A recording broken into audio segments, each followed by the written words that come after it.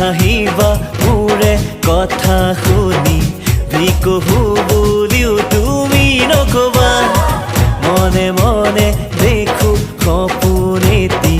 আছেনে তাৰ জানো পৰিসীমা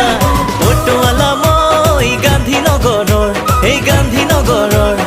অটো চলাই মই খাওঁ তুমি মাজনী